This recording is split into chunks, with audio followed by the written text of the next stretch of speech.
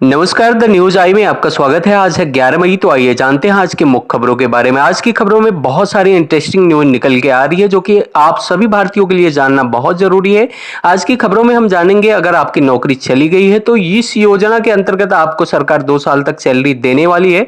इसका कैसे लाभ उठाना है, और अगर आप लॉकडाउन में घर जाने की सोच रहे हैं तो कहाँ भेजना है आपको डिटेल, जिससे आपको ई पास मिल सके। अगली न्यूज में हम जानेंगे किन लोगों ने अगर बस या ट्रेन में किया सफर तो होगी 3 साल तक की जेल। और अगर आप लॉकडाउन में फंसे हैं और मदद चाहते हैं तो बस नाम, पता और मोबाइल नंबर बताइए, देश के हर कोने में मदद मिलने वाली है। और अगली खबर कोरोना वैक्सीन को लेकर आ रही है। इजराइल के वैज्ञानिक ने कोरोना वायरस की वैक्सीन के लिए पेटेंट हासिल किया। और लास्ट में जानेंगे सरकार सभी के लिए कब से चालू करेगी बस और ट्रेन, क्या है सरकार की प्लानिंग। आज की न्यूज में ऐसी ही बहुत सारी यूजफुल और इंटरेस्टिंग न्यूज है। जानने के लिए वीडियो को लास्ट तक जरूर देखें। उससे पहले आइए जानते हैं कोरोना वायरस की आज की करंट अपडेट क्या है। कोरोना से वर्ल्ड वाइड टोटल 41,40,428 लोग संक्रमित हो चुके हैं, जिसमें से 2,81,463 लोग की डेथ हो चुकी है। वहीं 14,55,927 लोग पूरी तरीके से ठीक हो चुके हैं। अगर इंडिया की बात की जाए तो टोटल कोरोना के मरीजों की संख्या 62,939 हो गई है। अभी तक 2,109 लोग की डेथ हुई है और 19,358 लोग पूरी तरीके से ठीक हो चुके हैं। कोरोना वायरस के संकट से देश की इकोनॉमी बुरी तरीके से तबाह हो गई है। इस वजह से कई कंपनियों ने छंटनी शुरू कर दी है, तो कहीं सैलरी भी काटी जा रही है। इस संकट में कोई इंडस्ट्री ऐसी नहीं है जहां लोगों की नौकरी पर संकट नहीं मंडरा रहा है। कई कंपनियों ने छंटनी भी शुरू कर दी है। अगर आपके सामने भी नौकरी से जुड़ी समस्या खड़ी हो रही है तो ये खबर आपके लिए है। दरअसल केंद्र सरकार की एक ऐसी स्कीम है जिसके तहत बेरोजगार होने की स्थिति में कर्मचारी को 24 महीने तक पैसे मिलेंगे। आइए इस स्कीम के बारे में विस्तार से जानते हैं। मोदी सरकार की इस स्कीम का नाम अटल बीमित व्यक्ति कल्याण योजना है। योजना के तहत नौकरी जाने पर सरकार आपको 2 साल तक आर्थिक मदद करती रहेगी।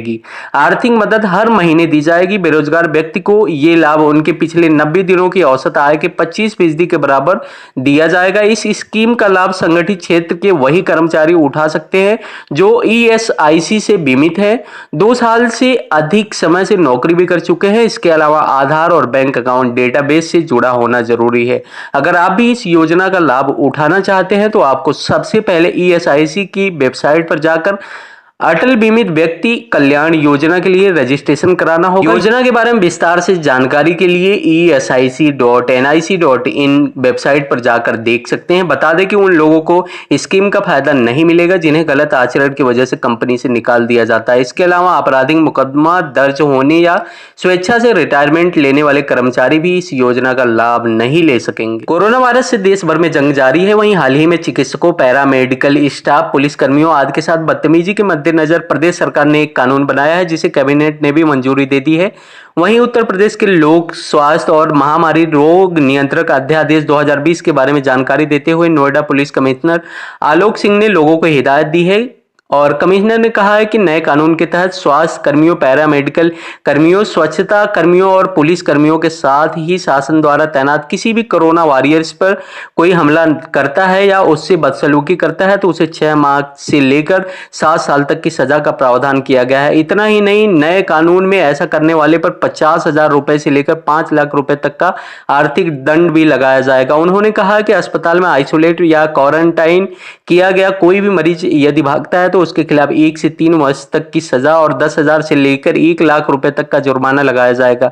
वहीं अश्लील और अभद्र आचरण करने वाले लोगों में 1 से 3 साल की सजा और जुर्माना 50,000 रुपए से लेकर 1 लाख रुपए तक लगाया जाएगा। कमिश्नर ने बताया कि यदि कोई कोरोना संक्रमित मरीज अपनी पहचान छुपाता है उसके खिलाफ 1 से 3 वर्ष की सजा और 50,000 रुपए से लेकर 1 लाख रुपए तक का जुर्माने का प्रावधान किया गया है। वहीं अगर कोई मरीज जानबूझकर सार्वजनिक परिवहन जैसे ट्रेन या बस में यात्रा करता है तो उसके लिए 1 से 3 साल की सजा और 50,000 से लेकर 2 लाख रुपए तक के जुर्माने का प्रावधान किया गया है। सरकार जल्द ही सार्वजनिक परिवहन मतलब ट्रेन, बस, फ्लाइट आदि शुरू करने की इजाजत दे सकती है। केंद्रीय सड़क परिवहन और राज्य मंत्री नितिन गडकरी ने इसके संकेत दिए हैं।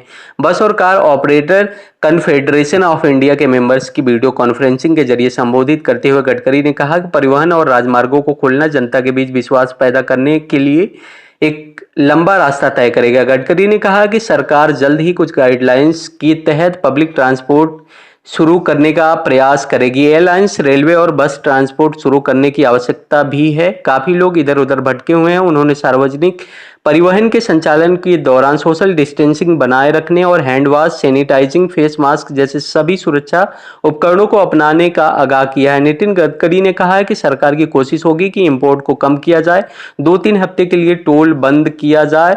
इसके लिए कंपनसेशन हमें देना पड़ेगा और हम देंगे। उन्होंने इन्वेस्टर और इंडस्ट्री से कहा है कि कोरोना वायरस महामारी के इस संकट में उनके लिए बेहतर मौका है वैश्विक बाजार में पकड़ बनाने का। उन्होंने कहा कि कोरोना वायरस आउटब्रेक की वजह से अर्थव्यवस्था में संकट की स्थिति है। हमें इसे एक नए मौके के रूप में देखना होगा, क्योंकि फिलहाल चीन से कोई ढील नहीं करना चाहता। जापान के प्रधानमंत्री इस बात पर जोर दे रहे हैं कि कंपनियां चीन के बाहर निवेश करें। ऐसे में हम भारतीय अर्थव्यवस्था को बूस्ट कर सकते हैं। पैसेंजर ट्रांसपोर्ट इंडस्ट्री के लिए राहत पैकेज की मांग पर गडकरी ने कहा है कि सरकार इस परेशानी से पूरी तरीके से अवगत है। इस समस्या के लिए जरूरी कदम उठाए जाएंगे। उन्होंने कहा कि प्रधानमंत्री नरेंद्र मोदी और वित्त मंत्री निर्मला सीतारमण ने लगातार संपर्क में हैं। मौजूदा महामारी के कारण इस समय सभी लोग अर्थव्यवस्था के लिए मिलकर काम कर रहे हैं। बता दें कि 25 मार्च से देश में लॉकडाउन चल रहा है, तब से ट्रांसपोर्ट बंद है। लॉकडाउन में फंसे मजदूर को लाने के लिए सरकार ने श्रमिक स्पेशल ट्रेन चलाई है। ग्रीन जोन में कुछ शर्तों के साथ बसें चल रही हैं, लेकिन अभी भी ट्रेन, फ्लाइट और बसों का संचालन नहीं हो रहा है। कोरोना वायरस के संक्रमण को फैलने से रोकने के लिए जारी लॉकडाउन में यदि आपके कोई भी परिजन या सगे संबंधी किसी अन्य जिला और राज्य में फंसे हैं तो प्रशासन उन्हें वापस अपने घर तक पहुंचाने का काम करेगा। नगर पंचायत के सिटी मैनेजर सुमित सुमन ने बताया कि अगर आपके वार्ड में झारखंड राज्य के ही दूसरे जिले में कोई भी व्यक्ति लॉकडाउन की वजह से सरायकेला में फंसे हैं और वापस आना चाहते हैं अपने जिले, तो सोमवार दोपहर 12 बजे तक उनकी पूरी जानकारी व्हाट्सएप नंबर 9006875238 पर दें। उन्होंने बताया कि व्हाट्सएप नंबर पर किसी भी व्यक्ति का पूरा विवरण, नाम, पिता या पति का नाम, उम्र, आधार नंबर, मोबाइल नंबर, वर्तमान पता और झारखंड के जिस जिले में वापस जाना चाहते हैं उसकी पूरी जानकारी साझा करें। तेल अवीव विश्वविद्यालय के एक इजरायली वैज्ञानिक को कोरोना परिवार के वायरसों के लिए टीका डिजाइन करने का अमेरिकी पेटेंट मिला है। विश्वविद्यालय की ओर से रविवार को जारी एक बयान में यह जानकारी दी गई है कि यह patent United State patent and trademark office से प्रदान किया गया है। यह टीका विश्वविद्यालय के George S Wise faculty of life sciences में school of molecular cell biological एवं बायोटेक्नोलॉजी के प्रोफेसर जोनाथन गेरसोनी ने प्रस्तावित की है। बयान में कहा गया है कि दवा के विकास में अभी कई माह लग सकते हैं। इसके बाद इसके क्लिनिकल ट्रायल का चरण शुरू होगा। मुख्यमंत्री भूपेश बघेल के निर्देशों के बाद जिला अस्पताल ने ऐसे सभी लोगों की जानकारी इकट्ठा करने का काम तेज कर दिया जो लॉकडाउन में राज्य के बाहर फंसे हुए हैं और वापस अपने राज्य आना चाहते हैं। बाहर राज्यों में फंसे लोगों की जानकारी कोरबा में रह रहे उनके परिजन भी दे सकते हैं। इसके लिए कलेक्ट्रेट में नियंत्रण कक्ष स्थापित किया गया है। लोग फोन नंबर 07759228548 पर फोन कर ऐसी जानकारी तथा आवेदन कर सकते हैं। आवेदन का प्रारूप भी नियंत्रण कक्ष से प्राप्त किया जा सकता है।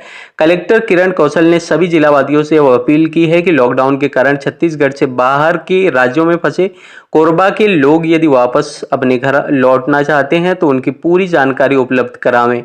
जानकारी में उनका नाम, पिता का नाम, कोरबा का पता, कोरबा में संपर्क का मोबाइल नंबर, संबंधित व्यक्ति का मोबाइल नंबर, लॉकडाउन के कारण फंसे होने का वाला राज्य, जिला, शहर का नाम, जाने का कारण आदि विस्तृत जानकारी उपलब्ध कराएं ताकि राज्य शासन के निर्देशों के अनुसार डाटाबेस तैयार कर ऐसे लोगों को कोरबा वापसी के लिए योजना तैयार की जा सके।